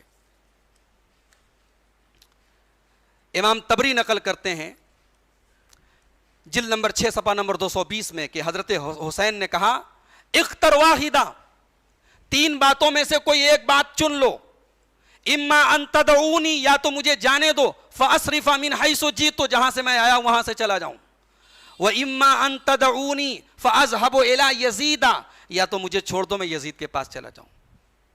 پورے کربلا کے واقعے کی آپ 10 محرم تک روزانہ تقریریں سن لیجئے، حضرت حسین کے یہ الفاظ آپ کو کسی تقریر میں سننے کو نہیں ملیں گے. یہ تاریخ کی تمام کتابوں میں یہ الفاظ موجود ہیں. بھائی جس یزید کا مقابلہ کرنے جا رہے ہیں، جس کے کہا جاتا ہے ظالم کے خلاف آواز بلند کرنے کہتے، جس ظالم کے خلاف آواز بلند کرنے جا رہے ہیں اسی ظالم سے ملنے کی بات کر رہے ہیں. کہہ رہے ہیں یا تو مجھے جہاں سے آیا ہوں وہاں جانے دو، یا مجھے یزید کے پاس جانے دو، وَإِمَّا أَن تَدْعُونِي فَأَلْحَقَ بِالثُّغُورِ، یا مجھے سرحدوں پر بھیج دو. یہ 3 آپشن میں دے رہا ہوں، اس 3 میں سے کوئی آپشن قبول کر لو. اچھا ایک بات آپ کو اور بتاؤں، آپ کو کربلا کا واقعہ حضرت حسین کے پوتے امام محمد الباقر نے پوری تفصیل سے بیان کیا ہے، اور علماء کہتے ہیں کہ کربلا کا واقعہ یعنی کسی حد تک تھوڑا بہت جو معتبر ہے وہ امام محمد الباقر کی یہ روایت ہے. امام طبری نے بھی اس روایت کو نقل کیا ہے، امام بلازری نے بھی نقل کیا ہے. ظاہر ہے امام محمد الباقر بھی کربلا کے میدان میں 2-2.5 سال کے تھے اس وقت، انہی کے والد تھے حضرت زین العابدین. تو امام محمد الباقر نے جو الفاظ نقل کیے ہیں اپنے دادا حضرت حسین کے، وہ کہتے ہیں کہ جب میرے دادا حسین پہنچے فانطلق یسیر نحو طریق الشام، قادسیہ کے بعد انہوں نے کوفہ کا راستہ چھوڑ کے شام کا راستہ اپنا لیا. آپ نقشہ اٹھا کے دیکھیں، کربلا کوفہ کے راستے میں نہیں پڑتا ہے. جو مکہ سے کوفہ کا جو راستہ جاتا ہے اس راستے میں کربلا ہے ہی نہیں ہے. کربلا دمشق کے راستے میں. قادسیہ سے روٹ چینج ہو جاتا ہے. قادسیہ سے جو راستہ دمشق کی طرف جاتا ہے اس راستے میں کربلا پڑتا ہے. یہ بڑی عجیب بات ہے کہ حضرت حسین رضی اللہ تعالیٰ عنہ کوفہ جانے کے مقصد سے نکلے تھے، مگر قادسیہ سے آپ نے روٹ چینج کر لیا. اور ان کے پوتے روایت کر رہے ہیں کہ میرے دادا شام کی طرف چلے، نحو یزید، یزید کی طرف چلے. فلقیتہ الخیول بکربلا، کربلا میں عمر بن سعد اپنے گھڑ سواروں کے ساتھ ان سے ملا. فنزل یناشدہم اللہ والاسلام، حضرت حسین اللہ کا واسطہ دینے لگے، اسلام کا واسطہ دینے لگے. اور وہاں پہ عمر بن سعد اور شمر بن ذی الجوشن اور حسین ابن نمیر، یہ تینوں جو فوجی تھے یہ ہیڈ تھے اس فوج کے. تو حضرت حسین نے ان کو اللہ کا اور اسلام کا واسطہ دیا اور کہا کہ ان یسیروہ الی امیر المومنین، مجھے امیر المومنین کے پاس لے کے چلو. اللہ اکبر. یزید کے بارے میں حضرت حسین کے دادا، حضرت حسین کے پوتا یہ نقل کر رہے ہیں کہ میرے دادا امیر المومنین یزید کے پاس جانا چاہ رہے تھے. فَيَضَعُ يَدَهُ فِي يَدِهِ، اور وہ یہ کہہ رہے تھے کہ میں یزید کے ہاتھ میں اپنا ہاتھ رکھ دوں. فَقَالُوا لَا، فوجیوں نے کہا نہیں. ابن زیاد کے پاس جب عمر بن سعد نے یہ تینوں آپشن حضرت حسین کا بھیجا کہ حضرت حسین کی طرف سے تینوں آپشن آئے، حضرت حسین نے کہا نہیں، ابن زیاد نے کہا نہیں، حسین میرے پاس گرفتار ہو کر کے لائے جائیں، ان سے کہو میرے ہاتھ پہ آ کے یزید کی بیعت کریں. حضرت حسین نے کہا یہ تو نہیں ہو سکتا. بھئی ایک غیرت بھی تو کوئی چیز ہوتی ہے، ایک عزت نفس بھی تو کوئی چیز ہوتی ہے. یعنی یہاں حضرت حسین رضی اللہ تعالیٰ عنہ نے کتنی بڑی قربانی دی ہے اپنے جذبات کی. انہوں نے دیکھ لیا کہ کوفہ والے بے وفا ہیں اور میں نے جو سمجھا تھا کوفہ میں ویسے حالات نہیں ہیں. باقاعدہ یہ پیشکش کی مجھے یزید کے پاس جانے دے دو. مگر اللہ برا کرے ابن زیاد کا، کاش کہ وہ حضرت حسین کی یہ بات مان لیتا اور اتنا بڑا فتنہ سامنے نہ آتا. ابن زیاد اڑ گیا کہ نہیں، اے عمر بن سعد حضرت حسین سے کہو میرے ہاتھ پہ بیعت کرے، انہیں گرفتار کر کے میرے پاس لاؤ. حضرت حسین اس پر تیار نہیں، کہا نہیں ہم مقابلہ کریں گے. اب ظاہر ہے یہ مقابلہ کوئی جنگ تو تھی نہیں. بھائی ادھر 100 کے قریب لوگ ہیں. امام محمد الباقر نقل کرتے ہیں کہ فقاتلہ، عمر بن سعد کی فوج نے میرے دادا سے جنگ کی. فقتل اصحاب الحسین، تو حضرت حسین کے تمام ساتھی قتل کر دیے گئے.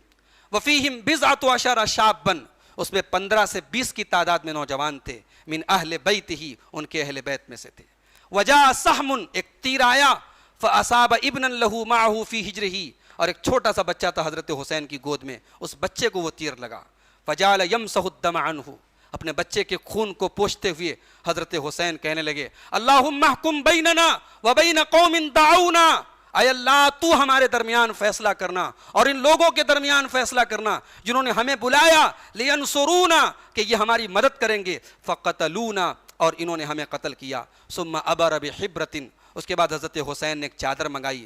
فشقہا، اس چادر کو پھاڑا. ثم لبسہا، اس چادر کو اپنے بدن پہ لپیٹ لیا. وخرج بسیفہ، اور اپنی تلوار لے کے نکل پڑے. فقاتلا، اور اس کے بعد جنگ کی. حتی قتلا، یہاں تک کہ شہید ہو گئے صلوات اللہ علیہ. یہ امام محمد الباقر کے الفاظ ہیں، ان کے پوتے کے الفاظ ہیں. اب یہاں جو کربلا کے واقعات بیان کیے جاتے ہیں، بھئی ادھر 100 کے قریب تعداد ہے اور ادھر کی تعداد بھی راویوں کا بڑا اختلاف ہے. یعنی جو معقول بات لگتی ہے 2-4 ہزار فوجی تھے، 20-25 ہزار کا لشکر نہیں تھا، 2-4 ہزار تھے.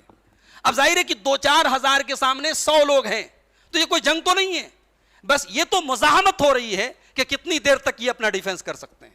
یہ تو حضرت حسین کی بہادری تھی، ان کے اہل بیت کی بہادری تھی کہ انہوں نے مقابلہ کیا، انہوں نے یعنی سرنڈر نہیں کیا، انہوں نے ابن زیاد کی بات نہیں مانی، انہوں نے لڑنے کو ترجیح دی.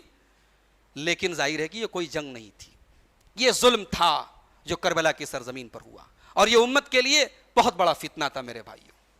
یہ یعنی حضرت حسین رضی اللہ تعالیٰ عنہ کے دل میں جو خیر تھا، جس بھلائی کے لیے وہ کوفہ جانا چاہ رہے تھے، حضرت حسین کے دل میں کیا تھا. میں نے کل بھی یہ بات کی تھی، آج بھی کہہ رہا ہوں، حضرت حسین نے کبھی کلیئر بتایا نہیں میں کیوں کوفہ جا رہا ہوں.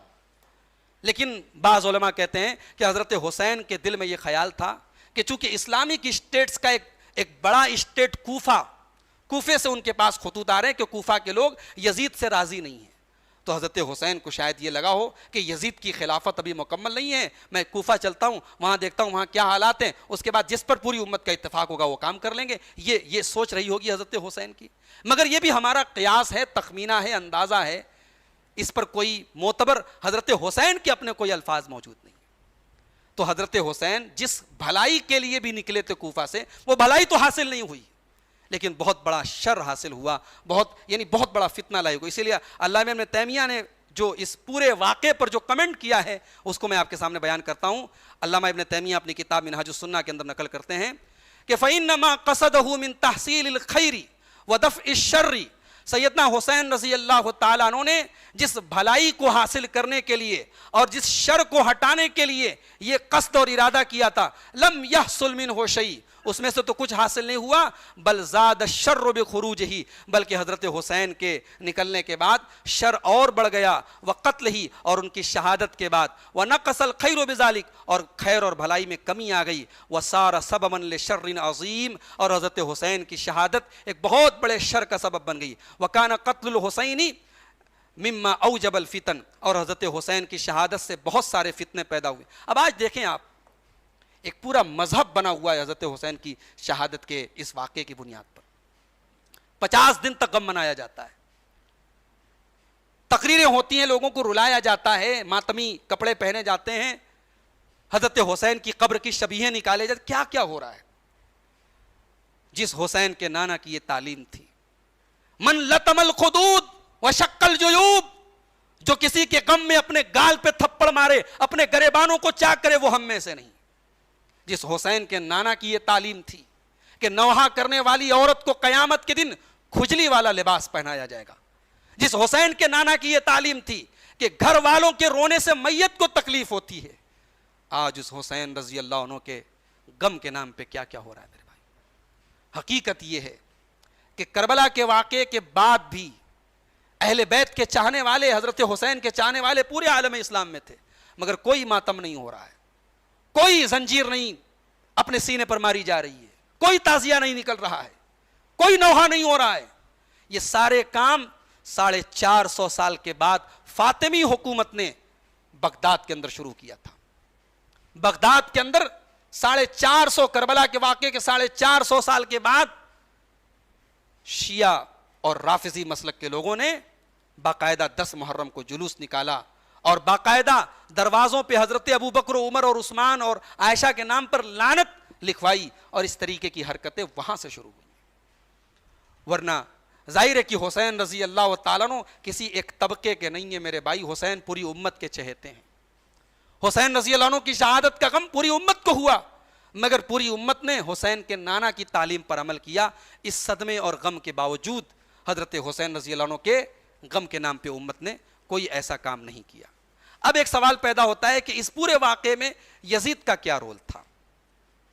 یزید کے رول کی اگر ہم بات کریں تو کوئی ایسی معتبر روایت نہیں ملتی کہ یزید نے حضرت حسین کے قتل کا حکم دیا ہو یا راضی ہوا ہو یا خوشی کا اظہار کیا ہو. کوئی صحیح روایت نہیں ملتی.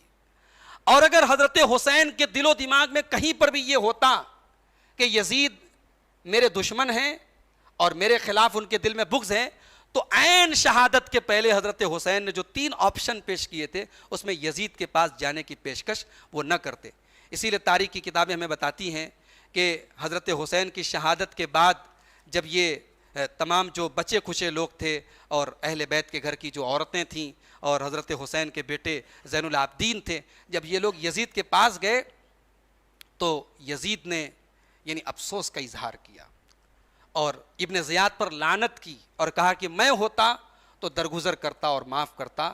ابن زیاد نے، ابن مرجانہ نے یہ اچھا کام نہیں کیا. اور حضرت علی ابن حسین جو ان کے بیٹے تھے صبح شام یزید کے پاس آتے تھے، وہیں ساتھ میں کھانا کھاتے تھے، اور یزید کے گھر کی عورتوں نے اہل بیت کی عورتوں کا بھی احترام کیا. یہ جو داستانیں بیان کی جاتی ہیں کہ اہل بیت کی عورتوں کے سر سے چادریں چھینی گئیں اور ان کی بے حرمتی کی گئی، علامہ ابن تیمیہ نے لکھا بہت بڑا سفید جھوٹ ہے. یہ تاریخ میں کبھی ایسا نہیں ہو. کسی بنی ہاشم کے گھرانے کی کسی عورت کے سر سے کبھی چادر نہیں کھینچی گئی. یہ تاریخ میں آج تک ایسا نہیں ہوا. کسی آج کے دور میں کوئی نہیں کر سکتا کہ رسول کے گھرانے سے کوئی عورت تعلق رکھتی ہو اور اس کی بے حرمتی کی جائے. اس زمانے میں تصور نہیں کیا جا سکتا. حجاج ابن یوسف یہ ثقیف قبیلے کا تھا. اس نے شادی کر لی عبداللہ ابن جعفر کی بیٹی سے جو کہ اہل بیت میں سے تھے. تو اس شادی کو ختم کروایا لوگوں نے کہ بھئی یہ تو اس لائق نہیں کہ تو اہل بیت کی لڑکی تیرے گھر میں جائے. تو یہ اہل بیت کے گھر کی عورتوں کا بڑا احترام تھا اس زمانے میں. تو علامہ ابن تیمیہ نے کہا یہ سفید جھوٹ ہے کہ حضرت زینب وغیرہ کے سر کی چادریں چھین گی. یہ تمام داستان بنائی گئی تاکہ امت کو رلایا جائے اور اس کو ایک ایموشنل واقعہ بنا کر کے امت کے دل میں نفرت پیدا کی جائے. آج مسئلہ صرف یزید کا نہیں ہے. آپ تقریریں سنیے, آج تو انٹرنیٹ پر باقاعدہ تقریریں آ رہی ہیں محرم کی مجلسوں کی, اس میں حضرت حسین کی بات کم ہو رہی ہے, یزید کی بات کم ہو رہی ہے. ڈانڈے ملائے جا رہے ہیں کربلا کے ثقیفہ بنی ساعدہ سے. کربلا کے ڈانڈے کہاں ملائے جا رہے ہیں؟ حضرت ابو بکر سے, کہ بھئی نہ ثقیفہ ہوتی, نہ ابو بکر رضی اللہ تعالیٰ عنہ چنے جاتے, نہ علی کا حق غصب کیا جاتا, نہ کربلا ہوتی. کربلا ہو رہی سن 61 ہجری میں, حضرت ابو بکر خلیفہ چنے جا رہے ہیں سن 11 ہجری میں, 50 سال پہلے. اس واقعے کو 50 سال پہلے سے جوڑا جاتا ہے. کربلا کو بنیاد بنا کے ابو بکر و عمر کو گالیاں دی جاتی ہیں, امیر معاویہ کو تو خیر گالیاں دی ہی جاتی ہیں. تو میرے بھائیوں, یہ میری ریسرچ ہے, آپ اختلاف کر سکتے ہیں, لیکن میری اس ریسرچ اور میرے اس مطالعے نے مجھ کو اس نتیجے تک پہنچایا ہے کہ یزید کو ٹھیک ہے آپ رحمت اللہ علیہ مت کہیں, رحمہ اللہ نہ کہیں, لیکن آپ یزید پلید بھی نہ کہیں, آپ یزید کو ملعون بھی نہ کہیں, اس کا بھی آپ کو رائٹ نہیں پہنچتا ہے. اگر آپ کے پاس کوئی دلیل ہے, کوئی ثبوت ہے, کوئی معتبر روایت ہے, لائیں, میں بھی آپ کا قائل ہو جاتا ہوں, آپ کا ہم خیال ہو جاتا ہوں. اور اگر کوئی روایت نہیں ہے اور یزید کا کوئی قتل حسین میں کوئی رول نہیں ہے تو آپ کو کوئی حق نہیں پہنچتا کہ آپ ایک ایسی شخصیت کو جس کو اس دور کے تمام امت کے لوگوں نے اپنا امیر چنا ہے, آپ اس پر سب و شتم کریں, اس پر لعن طعن کریں. اللہ کے رسول کی حدیث ہے, من رد عن عرض اخیہ رد اللہ عن وجہ النار. جو اپنے مسلمان بھائی کا دفاع کرے, اپنے مسلمان بھائی کا ڈیفنس کرے, اللہ تبارک و تعالی جہنم کی آگ سے اس کے چہرے کو بچائے گا. بھائی اپنے عام مسلمان بھائی کا ڈیفنس کرنے کا حکم دیا گیا ہے. تو یزید کا تعلق تو بہرحال صحابہ کے دور سے. تو آج کی ہماری پوری گفتگو کا خلاصہ یہ نکلا کہ حضرت حسین رضی اللہ تعالیٰ عنہ کی شہادت میں جو سب سے بڑی ذمہ داری آتی ہے وہ ابن زیاد پر آتی ہے. اور بخاری کی بھی روایت ہے کہ ابن زیاد نے کے سامنے حضرت حسین کا سر لایا گیا اور اس نے سر کی بھی بے حرمتی کی تھی. یزید کے پاس حضرت حسین کا سر لایا گیا, ایسی کوئی روایت معتبر اور صحیح روایت نہیں, لیکن ابن زیاد کے پاس حضرت حسین کا سر لایا گیا اور اس نے حضرت حسین کے سر کی بے حرمتی کی. یہ بخاری کی روایت. تو قتل حسین کی ذمہ داری ابن زیاد پر ہے. اس نے ضد کی اور ضد پر اڑ گیا, جبکہ حضرت حسین رضی اللہ تعالیٰ عنہ نے آخری ٹائم تک یزید کے پاس جانے کی اور اس سے بات کرنے کی, یہاں تک کہ اس کے ہاتھ پر اپنا ہاتھ رکھنے کی پیشکش کی تھی. اور ایک بات جو اس پوری گفتگو کا خلاصہ یہ ہے کہ کربلا کے واقعے کے ذمہ دار بھی وہی اہل کوفہ ہیں اور وہی فسادی گروہ ہے جس فسادی گروہ نے حضرت عثمان غنی کو شہید کیا, حضرت علی حضرت معاویہ کے درمیان جنگوں کو بھڑکاتا رہا, حضرت عائشہ تک کو میدان جنگ میں نکلنے پر مجبور کیا اس طبقے نے. اور دونوں بزرگوں حضرت عائشہ اور حضرت علی کے درمیان جب جنگ کی نوبت آئی تو صلح ہونے والی تھی, اس موقع پر بھی انہی کمبختوں نے اور انہی بدبختوں نے جنگ کی آگ کو بھڑکایا اور غلط فہمی کی بنیاد پر جنگ جمل ہوئی. تو میرے بھائیوں, ظاہر ہے کہ وہ طبقہ موجود تھا اور کربلا کے حادثے کا بہت حد تک وہ ذمہ دار تھا, اور آج بھی امت کو بلیک میل کرنے کے لیے وہی لوگ کربلا کے واقعے کو بنیاد بناتے ہیں. کربلا میں جو ہوا دردناک واقعہ تھا, ایک بہت بڑا سانحہ تھا. حضرت حسین رضی اللہ تعالیٰ عنہ اور ان کے اہل بیت پر بہت بڑا ظلم تھا. اللہ تعالیٰ کو حضرت حسین رضی اللہ تعالیٰ عنہ کو اس سعادت اور اس مقام تک پہنچانا تھا. ورنہ جب حضرت حسین کوفہ سے مکہ سے نکل رہے تھے تب بھی ان کے بزرگوں نے ان کو روکا تھا. ان کے بھائی محمد ابن حنفیہ نے روکا تھا, عبداللہ ابن عباس نے روکا تھا, عبداللہ ابن عمر نے روکا تھا, بڑے بڑے ان کے خاندان کے بزرگوں نے روکا تھا. مگر ہم یہی کہہ سکتے ہیں قدر اللہ وما شاء فعل, اللہ نے مقدر میں لکھا تھا اور یہ ہونا تھا, ورنہ نہ حضرت حسین نکلتے اور نہ یہ نوبت آتی. اور پھر نکلنے کے بعد اگر ابن زیاد حضرت حسین کی بات مان لیتا تب بھی شاید تاریخ کے وہ حالات نہ ہوتے جو یہ حالات ہوئے. آئیے ہم اللہ سے دعا کریں رب العالمین ہمیں حضرت حسین سے اور تمام اہل بیت سے اور تمام صحابہ کرام سے سچی محبت کرنے کی توفیق عطا فرما۔ رب العالمین ہمارے دل و دماغ میں، ہمارے ذہن و دماغ میں حضرت حسین کے خلاف یا کسی بھی صحابی کے خلاف یا اہل بیت کے کسی فرد کے خلاف کوئی بھی اگر غلط فہمی ہو، بدگمانی ہو، پروردگار تو اس کو دور فرما دے۔ الہ العالمین تیرے نبی کے صحابہ کے درمیان جو اختلافات ہوئے، اللہ تو نے ہمیں بچا لیا، ہم ان اختلافات میں شامل نہیں ہوئے، ان جنگوں میں شامل نہیں ہوئے۔ اے اللہ تو ہماری زبانوں کو بھی بچا لے، ہماری زبانوں کو بھی بچا لے کہ ہم ان صحابہ کے بارے میں اپنی زبانوں کو ذرہ برابر بھی آلودہ ہونے نہ دیں۔ اے اللہ تو قیامت کے دن اپنے نبی کے ساتھ اور نبی کے صحابہ کے ساتھ اور نبی کے اہل بیت کے ساتھ ہمارا حشر فرما۔ اے اللہ تو ہمیں توفیق دے کہ ہم حضرت حسین رضی اللہ تعالیٰ عنہ اور ان کے نانا کے طریقے پر اور ان کے بتائے ہوئے اصولوں کے مطابق ہم زندگی گزاریں۔ پروردگار تو زندگی کے ہمیں تمام معاملات میں اتباع سنت کی توفیق عطا فرما۔ عظمت صحابہ و اہل بیت کا یہ 8 روز کا پروگرام جو اس مسجد رسول پورہ کے نوجوانوں کی حوصلہ اور ان کی ہمت سے منعقد ہوا، اس کامیاب پروگرام کے انعقاد پر بھی میں سارے نوجوانوں کا شکر گزار ہوں اور اللہ سے دعا کرتا ہوں اللہ تعالیٰ اس مسجد کے ذمہ داروں اور اس کے تمام مصلیان کو خیر و برکت سے نوازے اور اس طریقے کی دینی مجلسوں کو ہمیں آگے بھی منعقد کرتے رہنے کی توفیق عطا فرمائے۔ آمین۔ وآخر دعوانا ان الحمد للہ رب العالمین۔ والسلام علیکم ورحمۃ اللہ۔